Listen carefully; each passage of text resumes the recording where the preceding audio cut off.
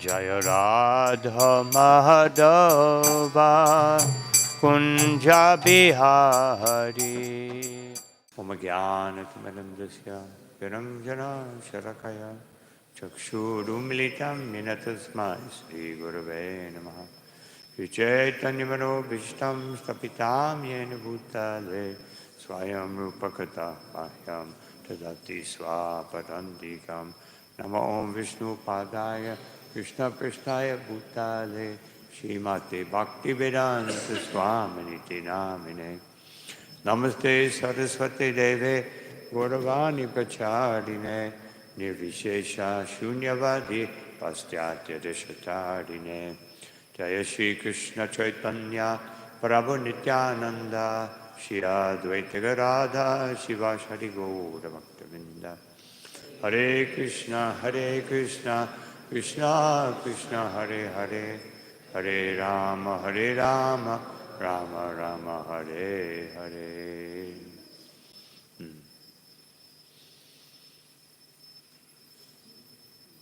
So we live in Kali Yuga. And Kali Yuga, as stated here, and also in a very famous verse at the end of the 3rd chapter, Saha Kalim, what is that verse? I can't remember it right now.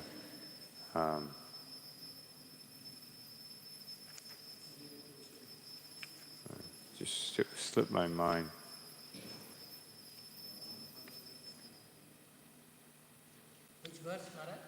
I think it's, I can't remember here it is, yeah. Krishna Swadama Bhagate Dharma Jnana Tabi Sala Kalo Nashta Dishamesha Paranar Kodunoditaha.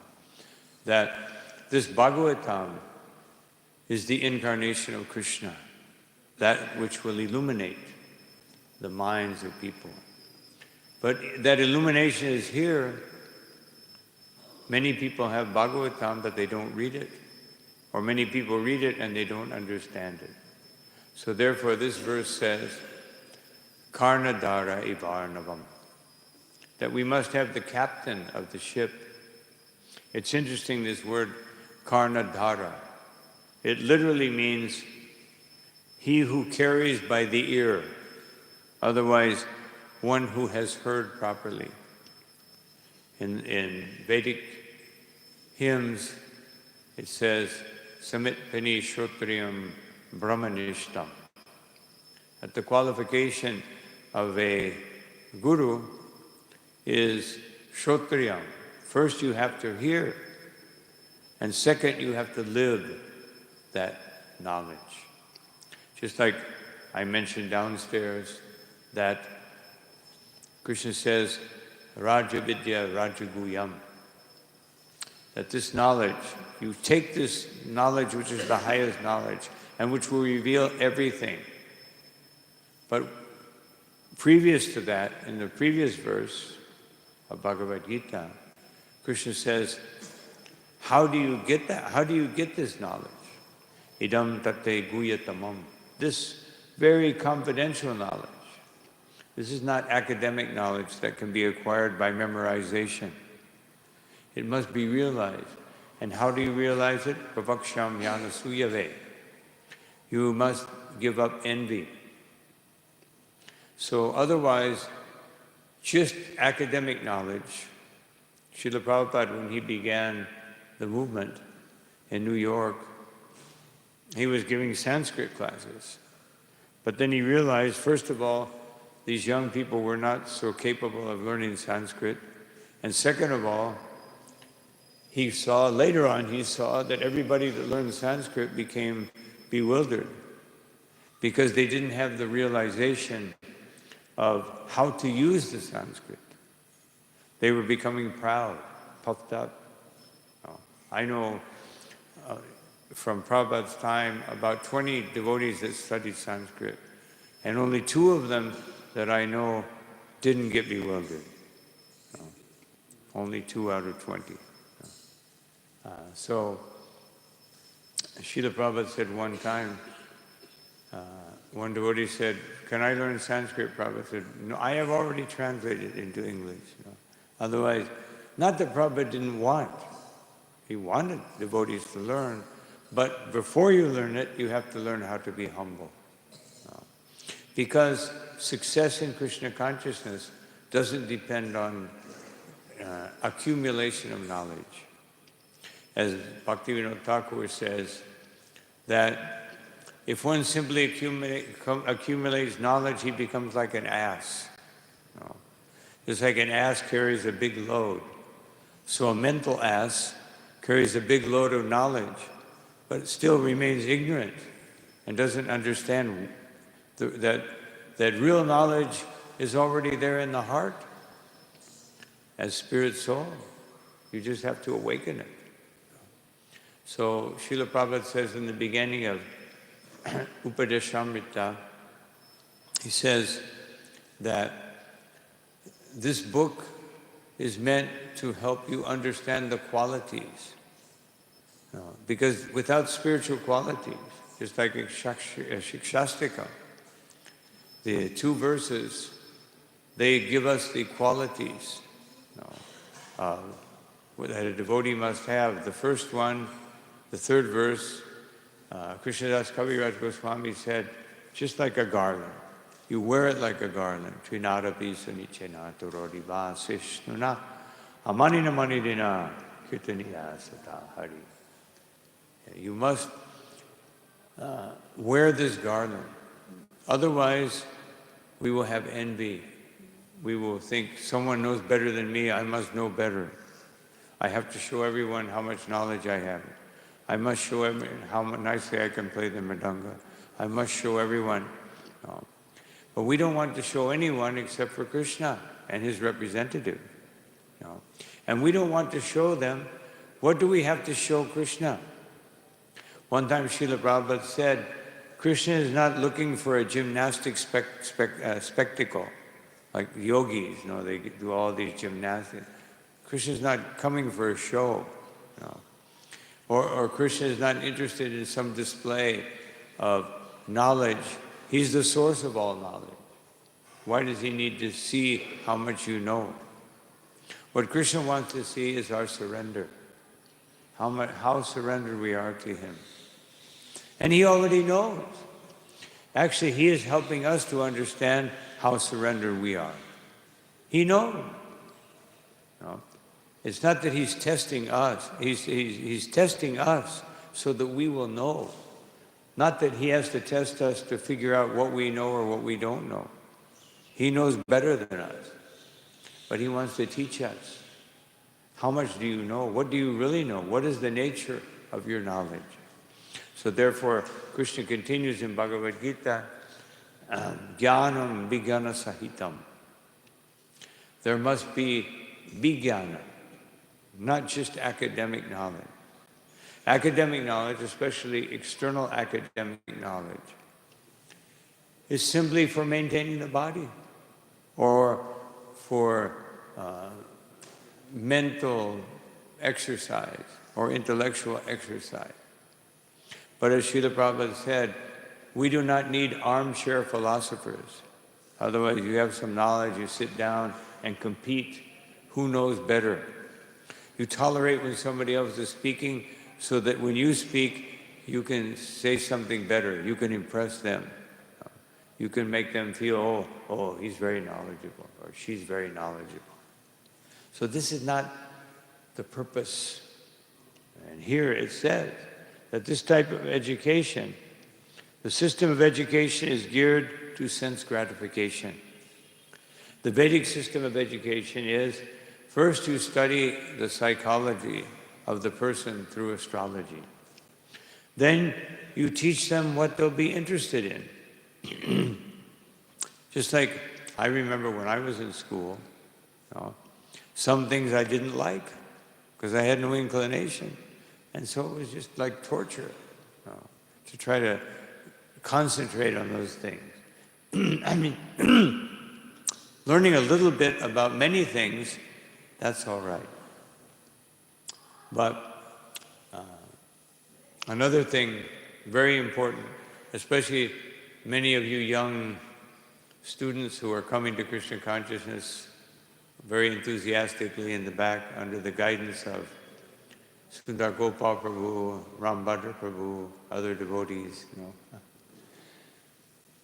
We have to learn knowledge, and according to Ishupanishad says, Vidyam cha vidyam chayas. You learn knowledge and ignorance together. What does that mean? Just like in warfare. When I went to a military school, so we had to read The Art of War, a very famous Chinese book. And it says that more important than knowing how to defeat the enemy is to know the enemy. Because you cannot know how to defeat them if you don't know them. So even in Gurukula, young people, we don't want them to be incubated, so when they go out in society, then they become bewildered. They must understand what is going on, and not just some superficial, and also for you young people that are just coming into life's challenges. The very young people and the young people, and some of us older people, we also need it. You have to understand the nature of this world, and understand at the same time, manadena, how to respect everyone, not condemn them because they are covered by ignorance. That's what it means to understand ignorance. You have to understand how it works, how these modes of nature work. Just like in the Garuda Purana, there's a whole section on physiognometry.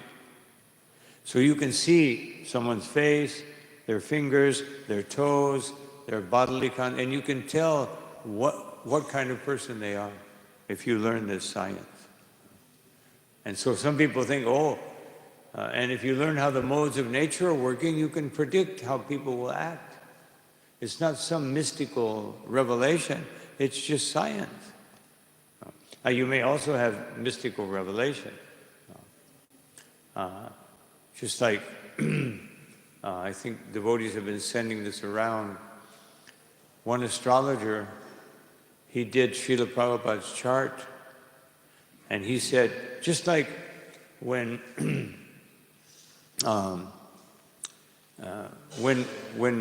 Sri Chaitanya Mahaprabhu's chart was done by Nilambar Chakravarti, he said, I don't even know how to read this chart.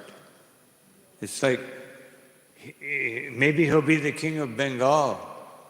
Maybe he'll be this. I can't. It's unreadable.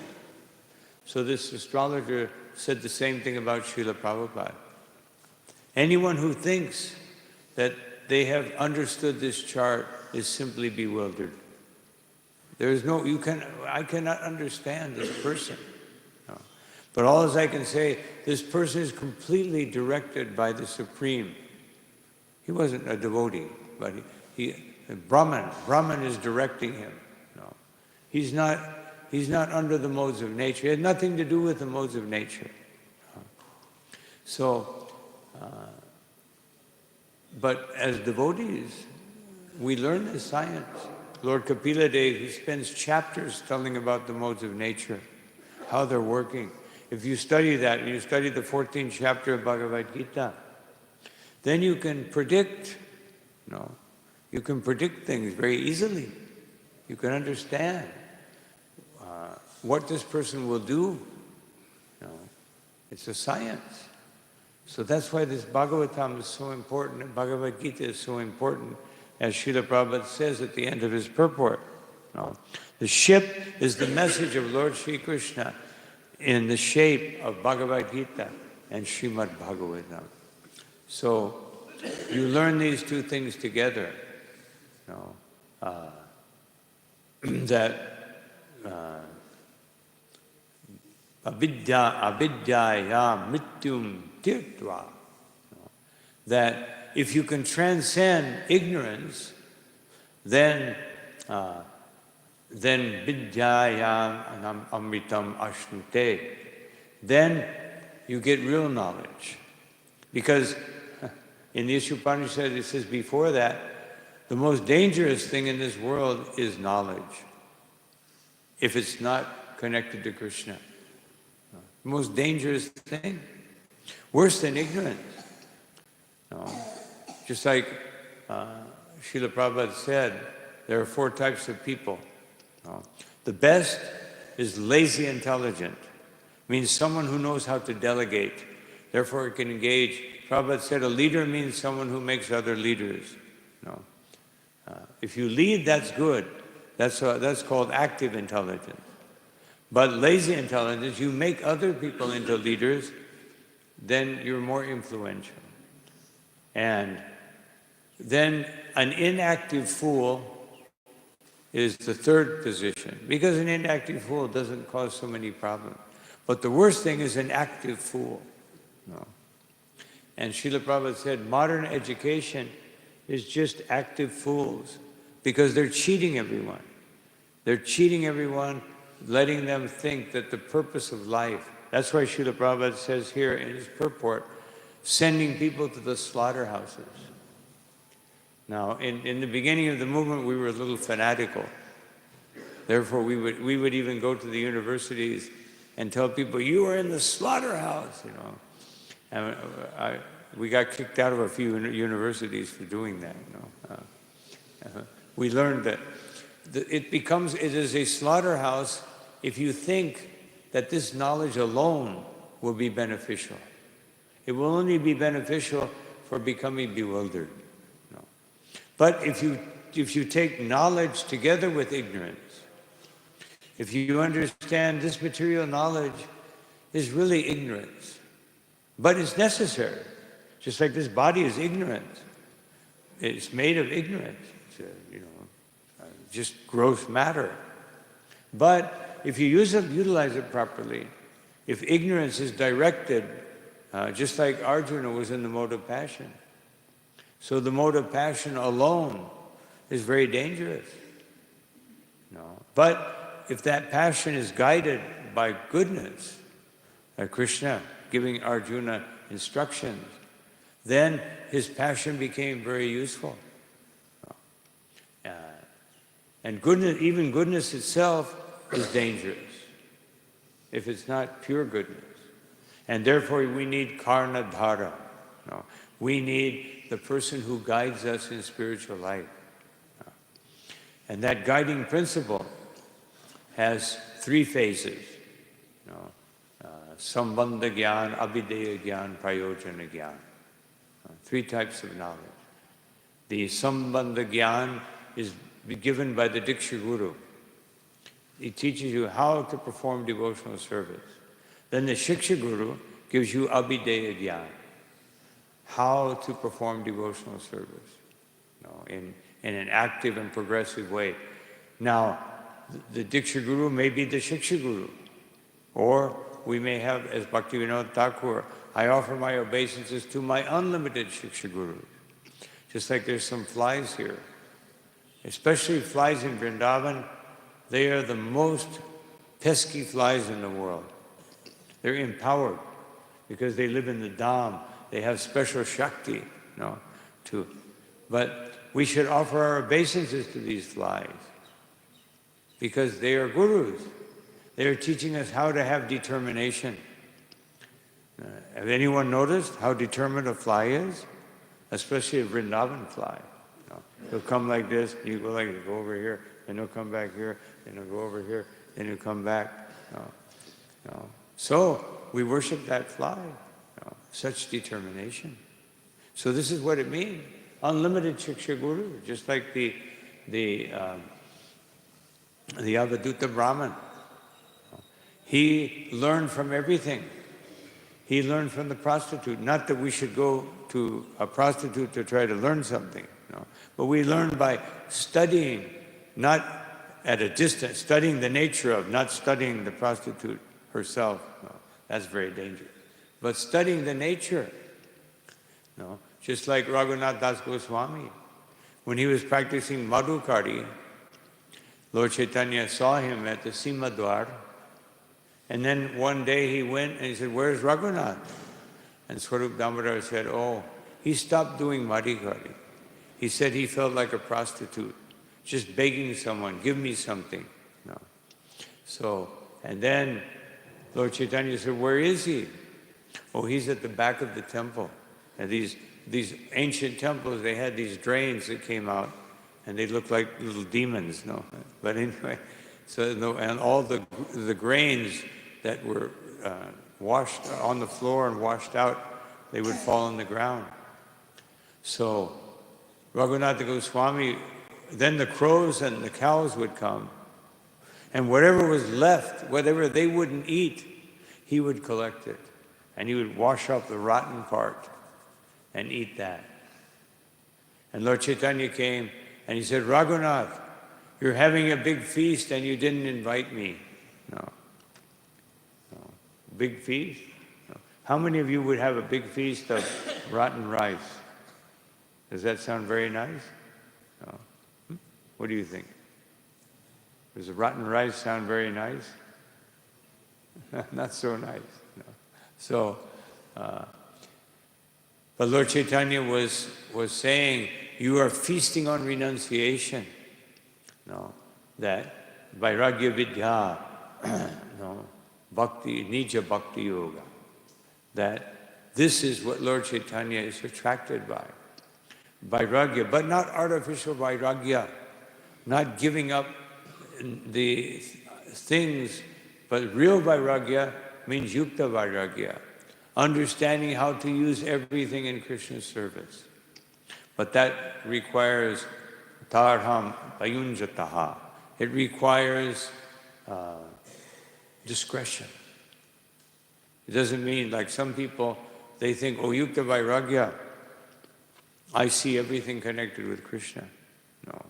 You don't. You can see, you can have some vision of everything being connected with Krishna in the neophyte platform. But the real yukta vairagya requires understanding how to use it in Krishna's service. Not, I have to use it in Krishna's service, now I must understand how to do that. And that is what the Upanishad refers to as ignorance.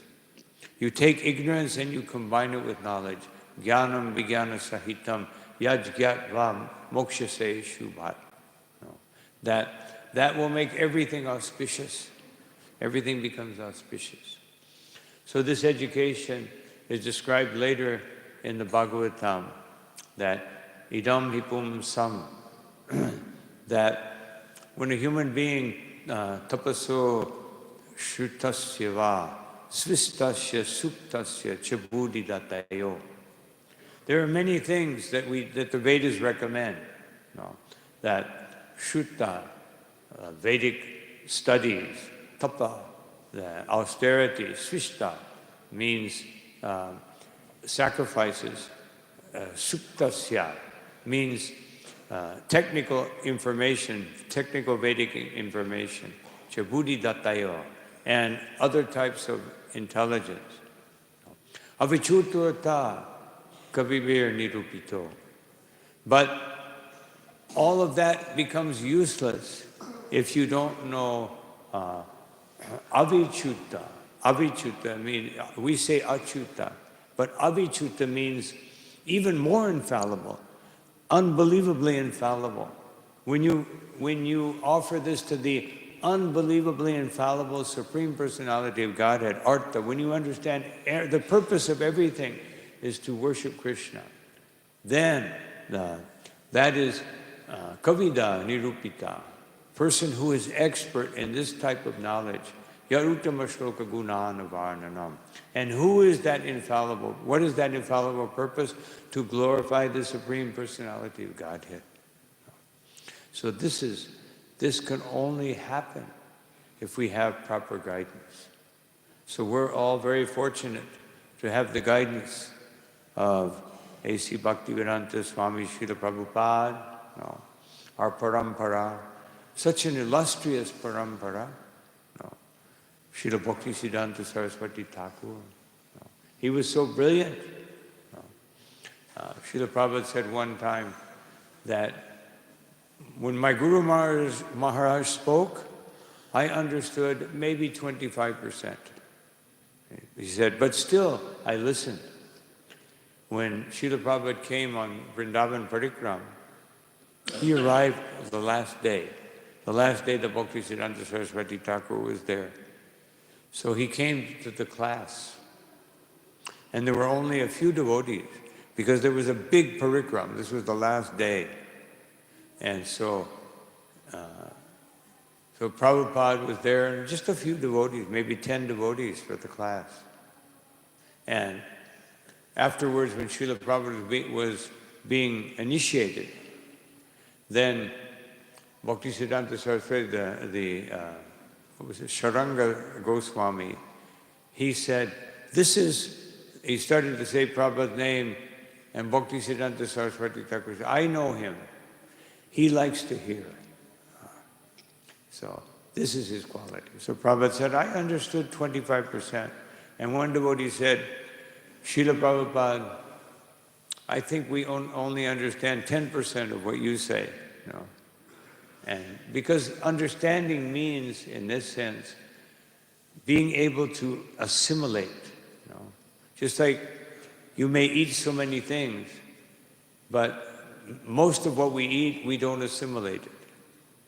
It just doesn't go into the body. It just comes out as waste. So what can you assimilate? This is the importance, and this is the importance of Guru. Guru helps us to assimilate, to understand. Anyone can read the Bhagavatam, and it has Prabhupada's purports. So some people say, why do I need these ISKCON leaders? Why do I need this? Because they will make sure that you understand it. That's why Srila Prabhupada said he wanted to hear questions. Because if there's no questions, then people did they understand? Do they know what's actually happening? No. Prabhupada, one time Prabhupada said, any questions? Nobody raised their hand. And Prabhupada said, of course, sometimes we don't raise our hand because we think, out of false ego, someone will think I don't know. So I don't want anyone to know I don't know. So therefore, I don't. I remember Gaur Govinda Maharaj, first time I went to a class, and I was sannyasi. I was a young sannyasi, maybe very new. And he said, so Maharaj, what is this type of knowledge? He said, I forget the question. And I said, He said, Maharaj, you don't know. So then I learned to sit in the back. There were always the people in the front. He would say, so, you, what? But anyway, Prabhupada, this one class, nobody raised their hand. Prabhupada said, so, you are sleeping? Everyone is sleeping? You don't understand? Why did you come to the class if you don't understand? Then you must, and then everybody raised their hand. Almost everybody raised their hand for a question. But this is the point, that this is why we have Srimad-Bhagavatam class every day. This was Srila Prabhupada's program. You learn how to inquire in the instructions by Rupa Goswami, and later spoken by Krishnadas Kaviraj Goswami. The first thing we do in relation to the spiritual master, Guru Padashraya, we take shelter. And then after we take shelter, we take initiation. But Rupa Goswami said, after we take shelter, we take shiksha. We take understanding. And then we take initiation. And Srila Prabhupada says something very interesting. 3 times I saw this. Prabhupada said, Tadvidi pranipatena. He said, first pranipatena, you must be submissive. And then Prabhupada said, then sevaya, you do service.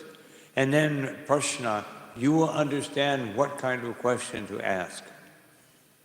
Prabhupada said, otherwise you will simply be wasting the time of the spiritual master with useless questions. So Prabhupada said, pariprashna, then you do seva, and then you'll know what to ask about. How do I serve Krishna better? Not just some theoretical questions, you know. But of course, hearing the Bhagavatam is seva. So that, not that he meant you had just have to scrub floors. But we used to have a saying when I was a brahmachari, Shravanam kirtanam mappanam scrubbanam. No.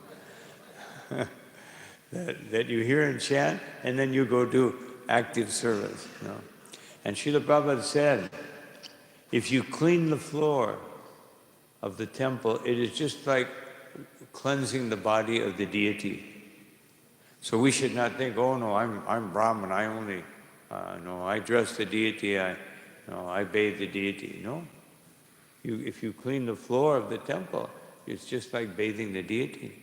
The temple is an extension of the deity. No.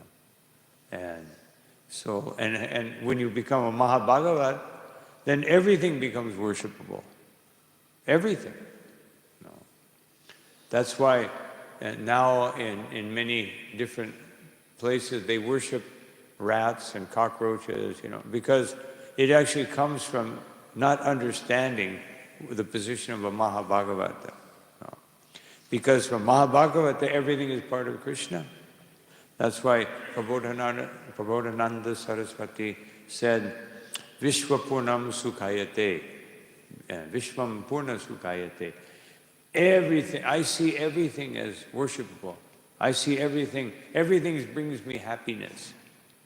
I only see happiness because everything is happening by Krishna's arrangement.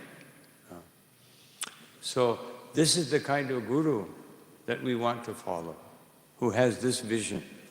Therefore, one may say, well, my guru may not be on that platform. Doesn't matter. The important thing is that the guru connects you to the parampara. All of that highest possible understanding is right there in our parampara. No. So even if one's guru may not, be on the level of Vishwanath Chakravarti Thakur, he can give you access to Vishwanath Chakravarti Thakur, because if he has a pure heart. Srila Prabhupada said again and again that spiritual master is not a difficult thing, strictly following. This is how we all become guru, by strictly following. And as Chaitanya Mahaprabhu said, Krishna Upadesh, whatever you understand about Krishna, Jari Dekatari Kaha, wherever you go and whomever you meet, you give this message of Krishna. So this is the message here. And the emphasis is, why do we need this? Kalim Sattvaharam Pumsam. Because Kali Yuga is taking away all of our qualities. Srila Prabhupada here in the purport, and I will conclude with this. In the purport, he says, I can't remember the verse right now. Maybe someone can remember or look it up. 12:2:1. Can you put it up here? 12:2:1.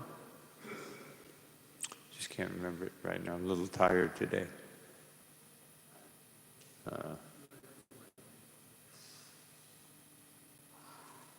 Srila Prabhupada was referring to this.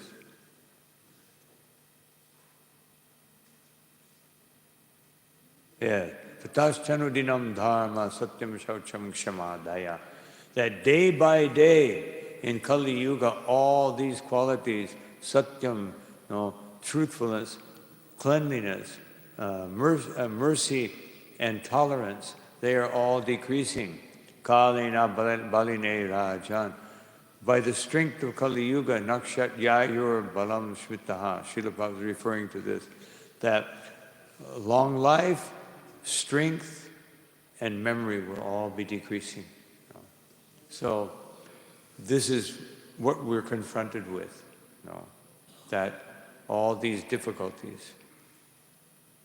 So we have to take this Bhagavatam very seriously, chant our rounds very seriously, especially when we have some responsibilities in our Krishna consciousness. Always Try to leave all the responsibilities after the morning program. No. Especially those of us who are leaders. We have to be careful that we don't jump into things before we hear the Bhagavatam. Then we hear the Bhagavatam, then we'll know how to deal with everything. If you don't hear the Bhagavatam and you don't chant nicely, then you will deal with it in the mode of passion or ignorance. But if you hear the Bhagavatam and you chant nicely, then you will deal with it in the mode of goodness. And then everything. Prabhupada said one time, mode of passion means to repeat. You do it again and again. Just like people who live in the mode of passion, they repeat history again and again. Again and again and again. They become bewildered. The same thing. Historians always say, study history and you will understand. But we study history theoretically. If you can't see the same thing is happening again and again, that people, puna punas charvita charvananam, that's what's happening in the material world. Same thing again and again, chewing the chewed, doing the same thing, the same foolishness, trying to correct society by politics, by economy, and by sociology. We can only correct society, as Krishna says in the same verse I was referring to, Pratyaksha Bhagamam Dharma, that this Bhagavad-gita is the direct manifestation of religion. Pavitram idam uttamam, it is the most pure and perfect. And susukam kartam abhyayam,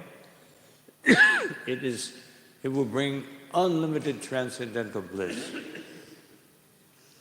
So let us all hear the Bhagavatam and chant the Mahamantra and change this world. First, before you change the world, you have to change your mind and change your consciousness. So I'll stop here. Any question? Yes. Just a second. I have to put in my artificial ears.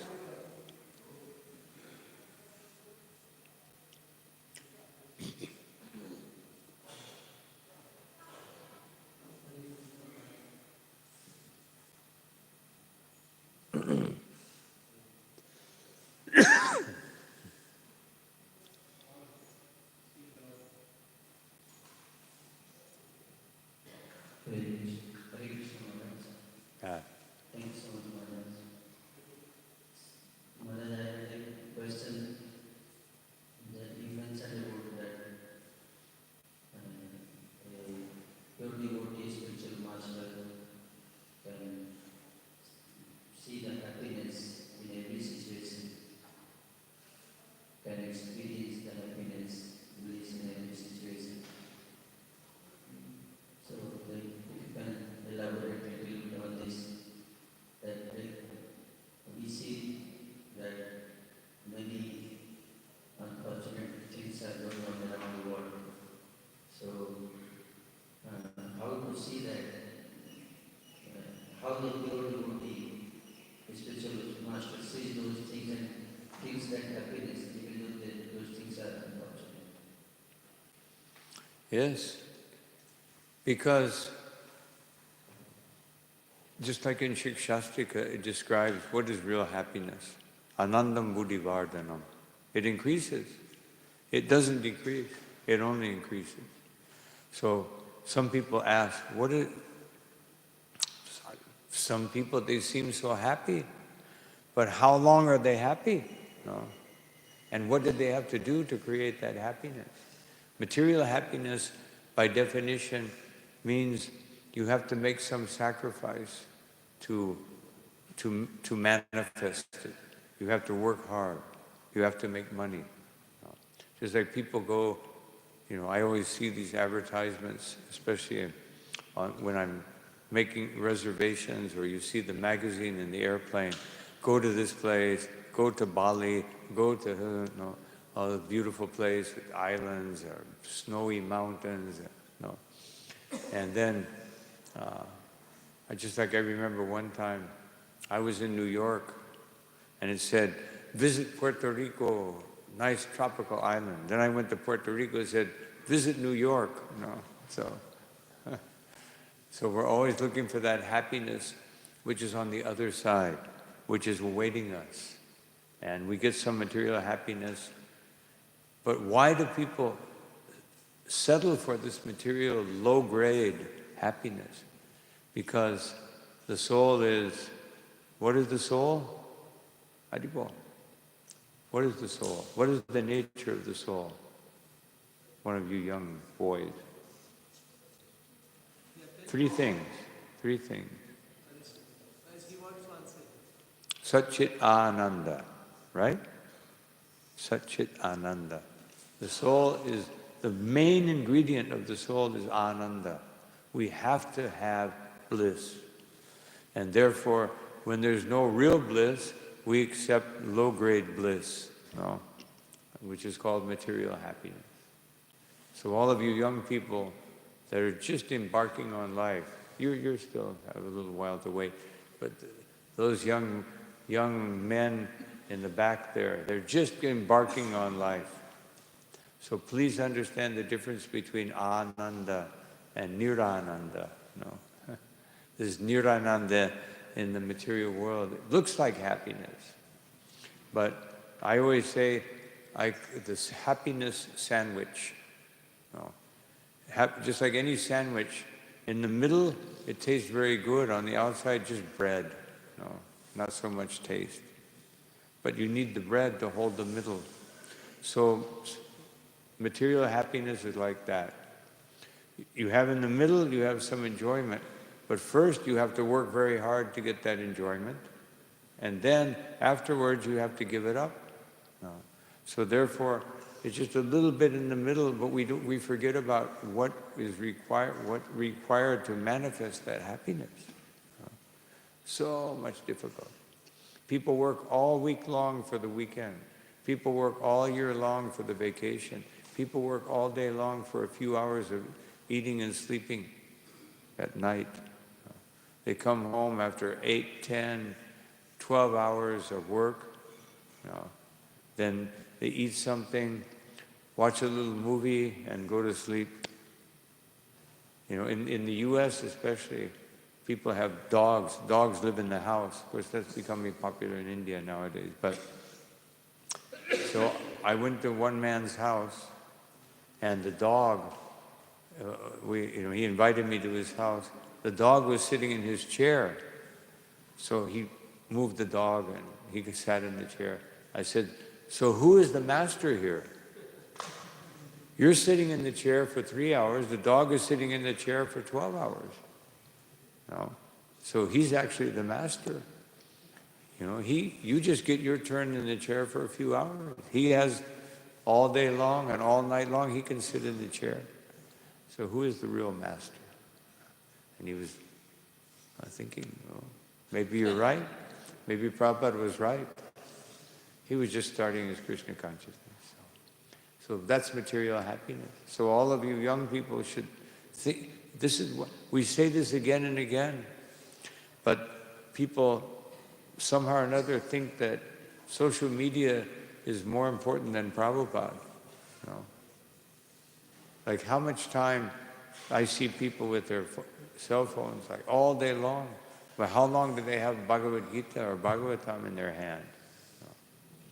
Of course, if you have the Transcend app, then maybe it's okay, you can be looking at this. Otherwise, the cell phone is simply a waste of time. Just some little communication. Otherwise, people become so fascinated. Hare Krishna. They become so fascinated by this little electronic thing made in China. And so anyway, that's how you asked me to elaborate on it, so I elaborated on it. Hare Krishna.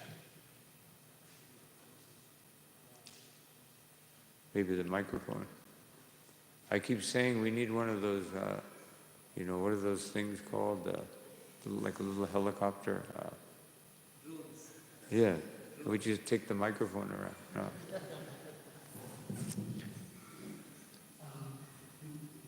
Maharaj, thank you so much for such an insightful class. Maharaj, you mentioned a very good point that Vidam Jate Guyatama Pavakshami Anusmriti, and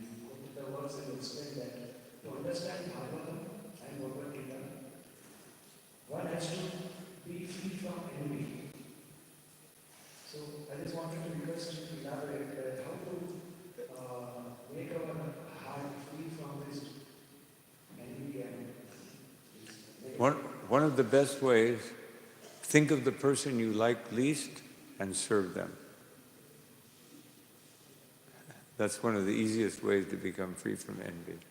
The person who I like the least, I don't like what they do, I don't like how they talk, let me go serve them. No. And I will start seeing all the wonderful qualities in them. No. So, but envy just means that our whole program is designed to get rid of envy. We see everything in the terms of service. Serving the Vaishnavas, serving public, Sankirtan, giving Krishna's mercy to everyone, prasadam distribution. If we just meditate, what is the purpose of this? No? Sometimes we just kind of do it mechanically, just like robotics. No? We become robots. No? We're just doing it mechanically. I'm chanting mechanically. I'm going to the morning program mechanically. I stand in front of the deities and I move back and forth, but I'm thinking about something else. No. So it's just robotic. No, we don't want to be robots. No. That's why people are in ignorance, and therefore we want to replace them with robots. Easier to work with. No, you just turn it on and it does its job. No. Like people are fascinated now by these AI, what is that called? You have the AI, you ask it and it answers anything. Yeah. So, but previously there were Shrutidars, and they would do that, but now we have, electronic Shrutidars.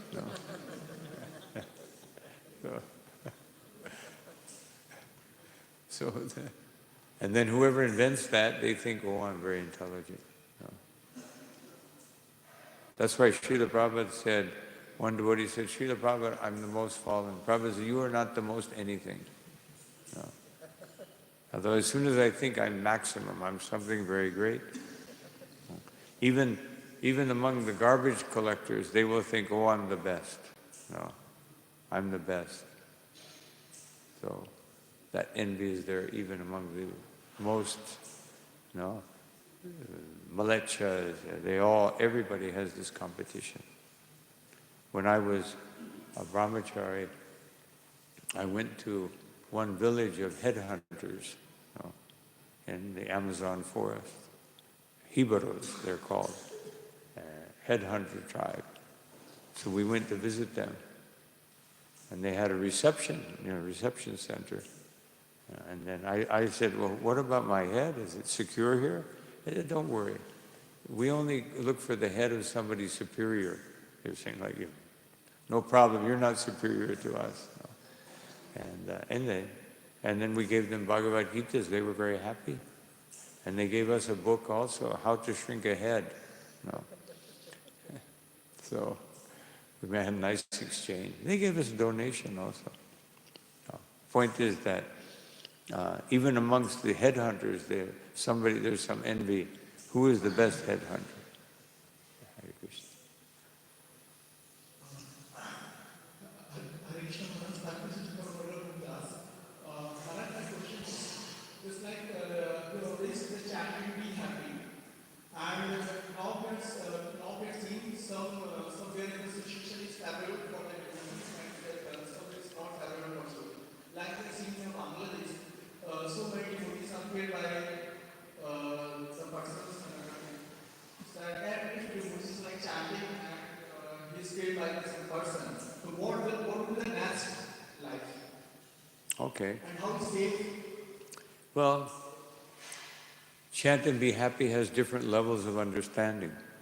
Just like someone may approach the Guru and they say, please give me some service. Okay, do Sankirtan. Oh, I'm not good at that.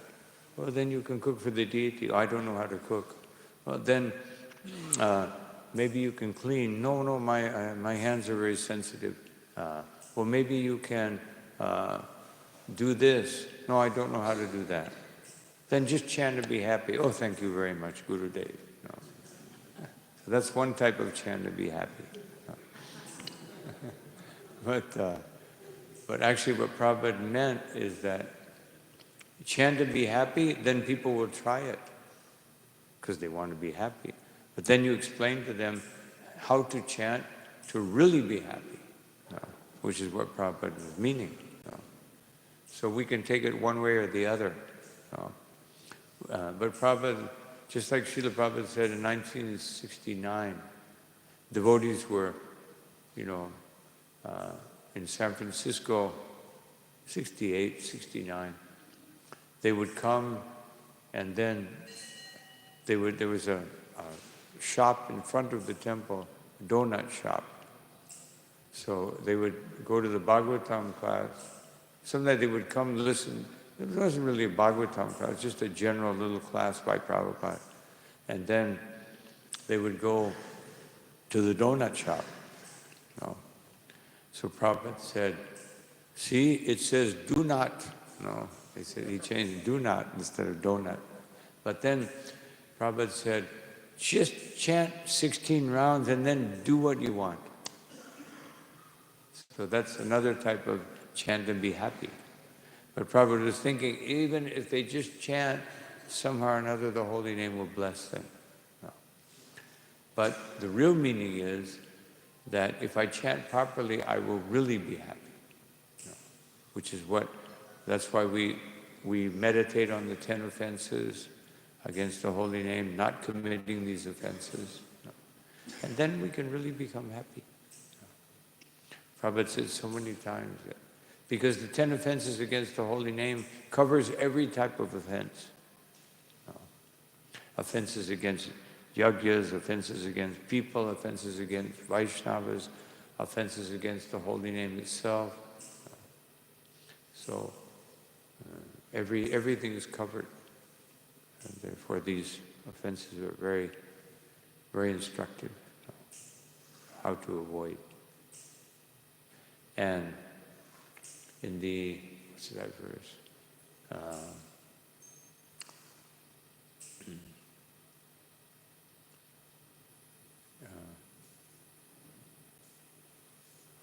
can't remember the verse right now. It's in 6th chapter, 6th canto, 3rd chapter, text 24 in the purport. Can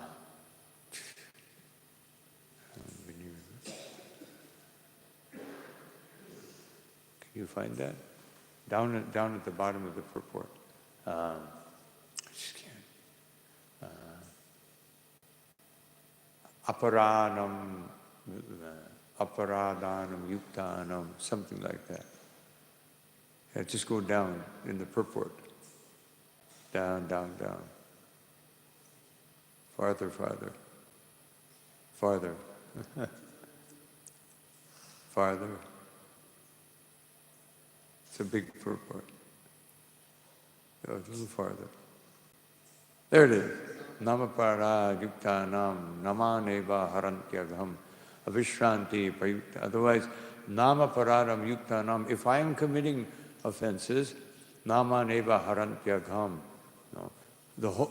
Even though the holy name has the ability to destroy all sinful activities, avishranti prayuktani. Therefore, I must chant avishranti. No. I must chant very seriously and prayuktani, and I must always be chanting. Tani varta karani cha. Then I will be able to achieve the success. No. So that is what we want to do when we chant. No. Okay, one more question, then we have to stop. I can't deny Lila Purushottam Prabhu. Just as you put in this verse that if we chant constantly, we'll be free from offenses. But we also hear another verse that even if we chant for many lifetimes, and we do offenses, we don't get Krishna praise. So how do we reconcile it? Therefore it says here, you chant constantly and you chant seriously. No, avishranti means with attention, with seriousness, and prayuktani, and always doing it. So both things have to be there. Not that you just chant with, in an offensive way, but it has to be pure chanting. Yes.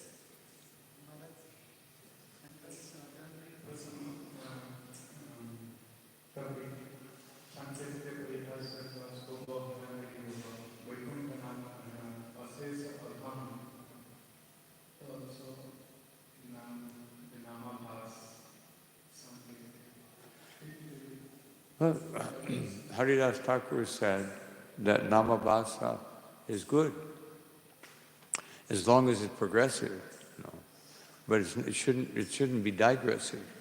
Any of the stages of chanting are good if they're progressive, if they're pulling you up to the next step.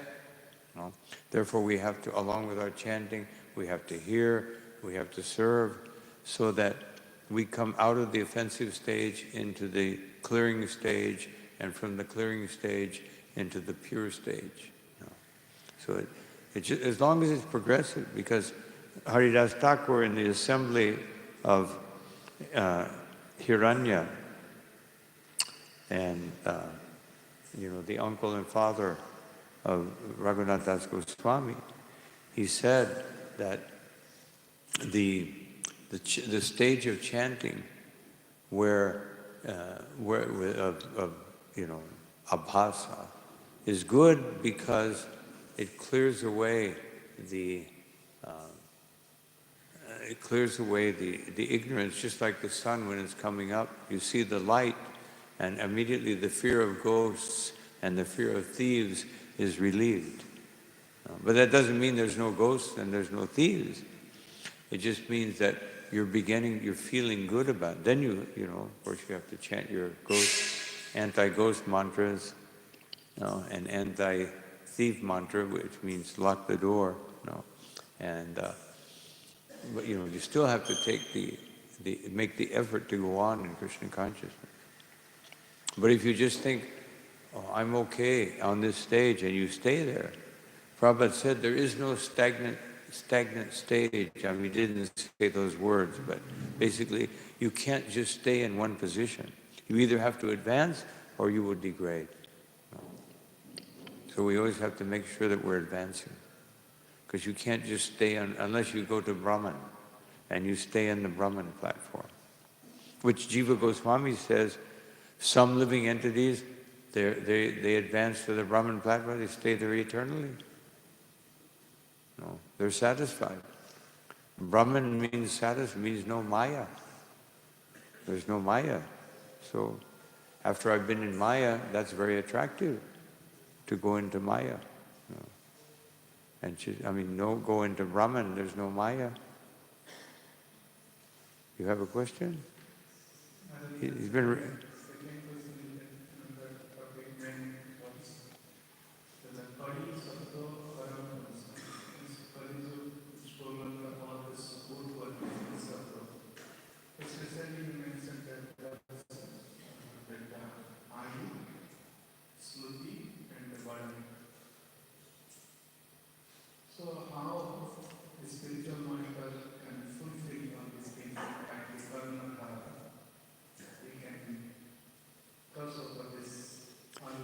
By giving instruction. Because he has heard, he is giving you that knowledge.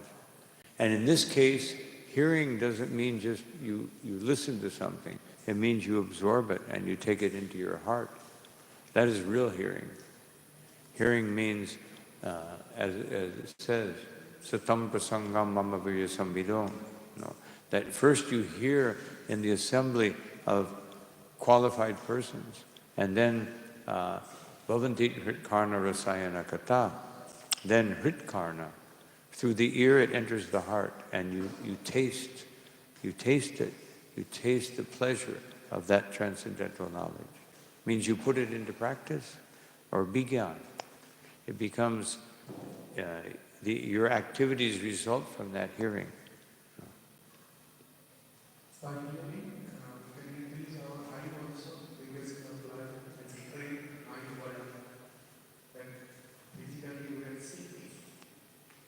Well, it just means you have to be surrendered.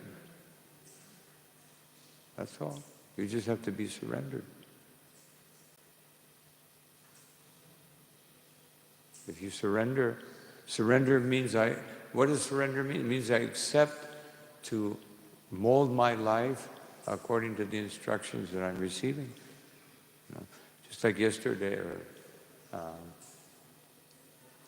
who was it? Speaking about Gopal Krishna Maharaj.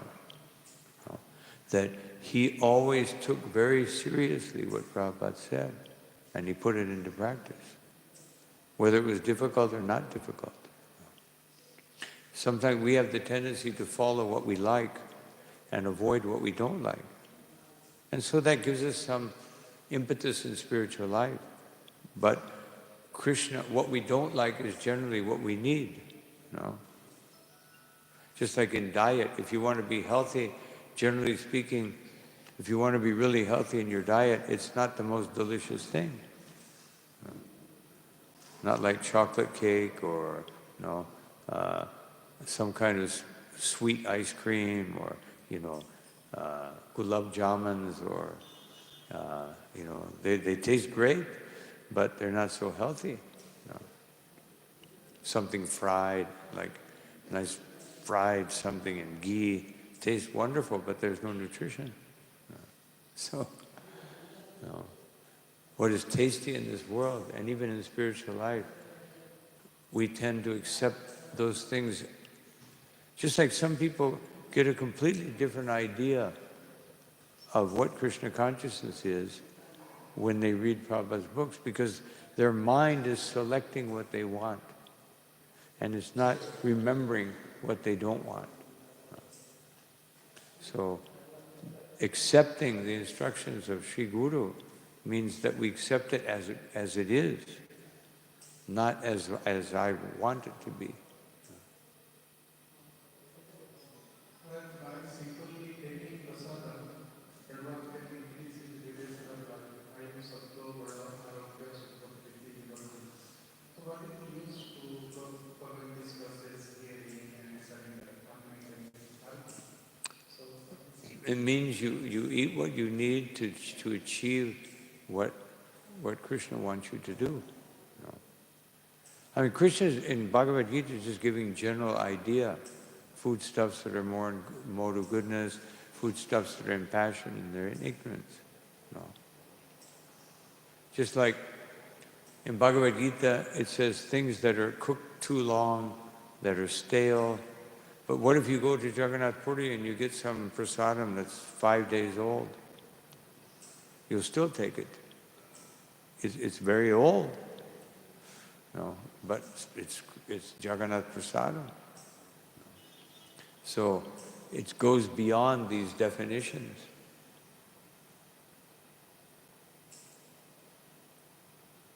Hare Krishna.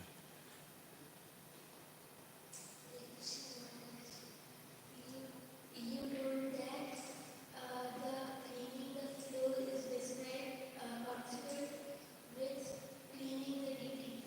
So if we walk on the floor, so is it not apparent? Well, I guess we would all have to walk on our hands then. You know, that's why we pray when we come into the temple. You know?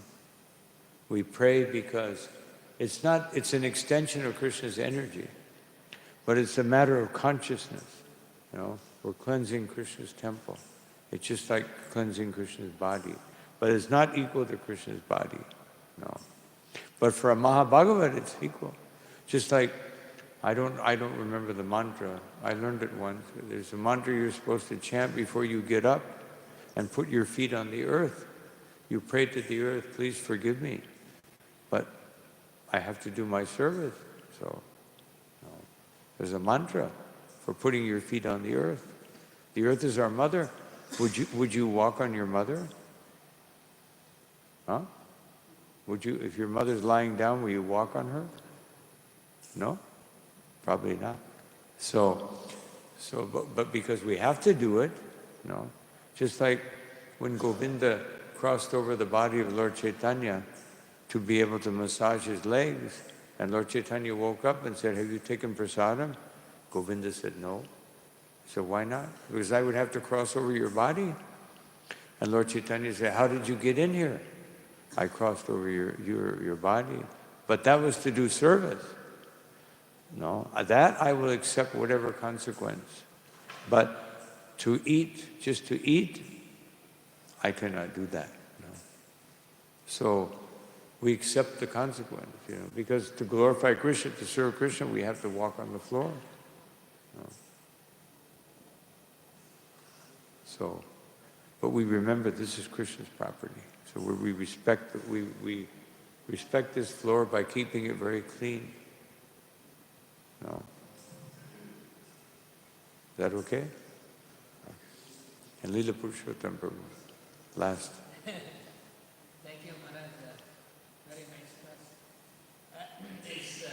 He almost doesn't need it. He speaks very clearly and loudly. But in Kali Yuga, Maharaj, we see that Kali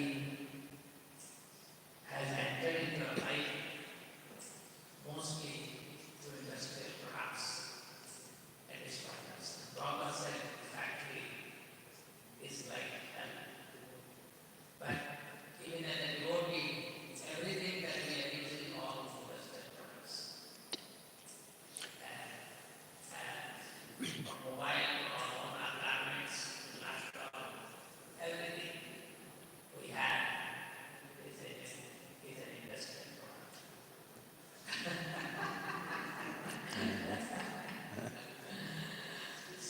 And still we say that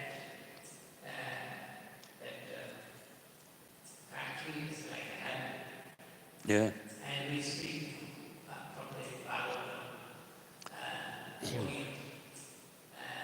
How do you defend? there's a very nice verse in the second chapter, second canto. I think it's verse 35, 2:35, and I don't know why my memory is not working today.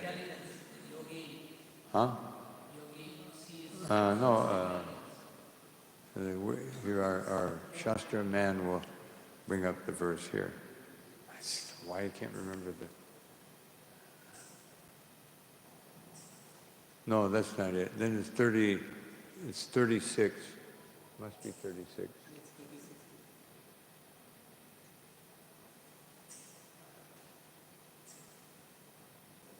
Whoops.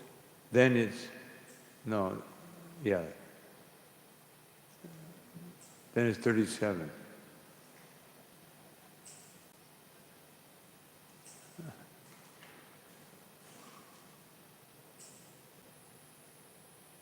Yeah, Pibanti Bhagavata Atmadam Sutam.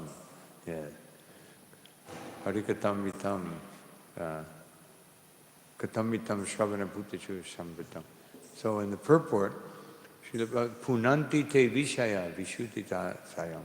That, there, go down, up, back up. See? No. Go up.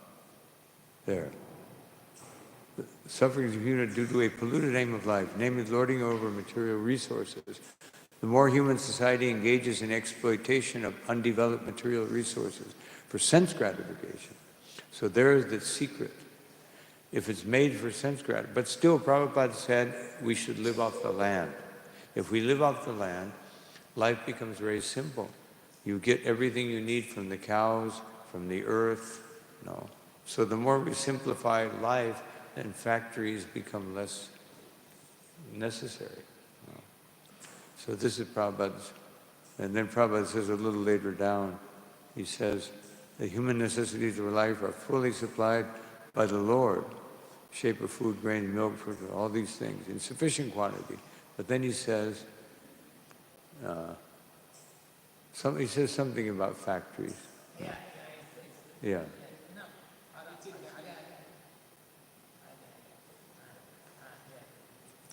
Anyway, he says somewhere in there, he says, polluted will subside. So this is it. We hear the Bhagavatam.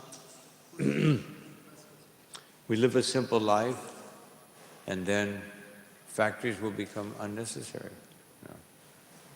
But as long as the factories are there, we use it not for sense gratification, but for Krishna's service. Then the people who work in the factory may become purified. They'll get some benefit because their effort resulted in an offering to the Lord. So somehow they'll get some karmic benefit there, even though they're living in a hellish condition. Most of the time, we preach in the city and listen. Yeah?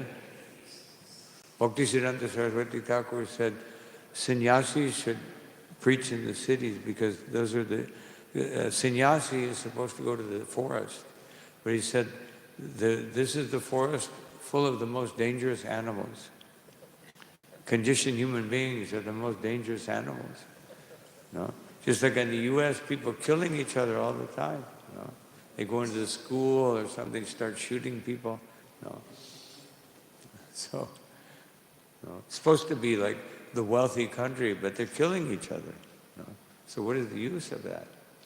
Even the other day, this little animal channel came on, so I watched it. And basically the animals, they fight and then, you know, just over territory. And then when the other one goes away, they stop. You know? So, and lions and tigers, they only kill another animal when they're hungry. If they're not hungry, you know, a tiger can be laying there. If he's not hungry, you can walk right by. No, it won't bother you.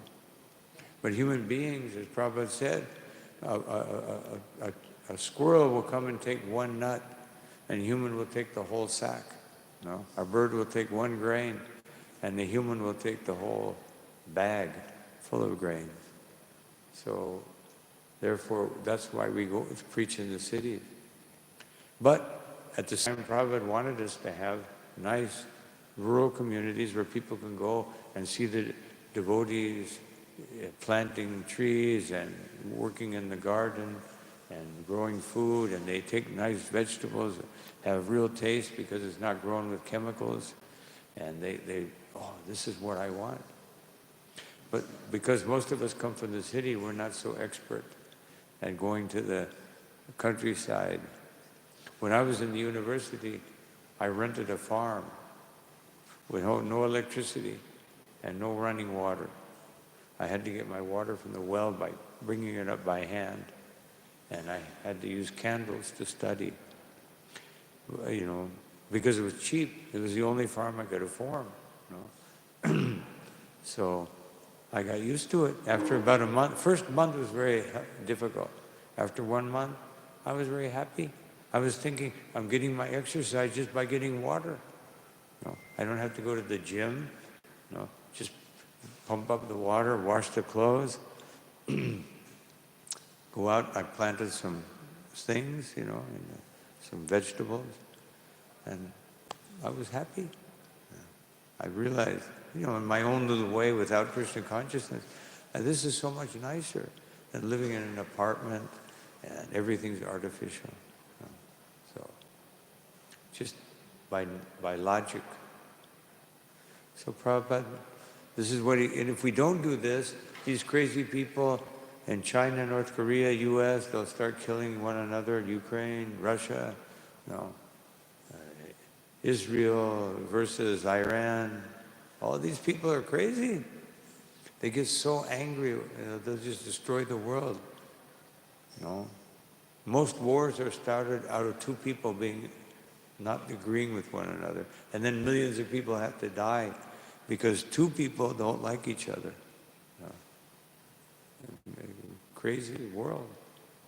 And then thousands of soldiers will die. Hare Krishna. So anyway, we'll stop here. Thank you all very much for your kind attention. Srila Prabhupada ki jai, Ananta Koti Vaishnava Vrindi ki jai. Good. Srila Prabhupada ki jai.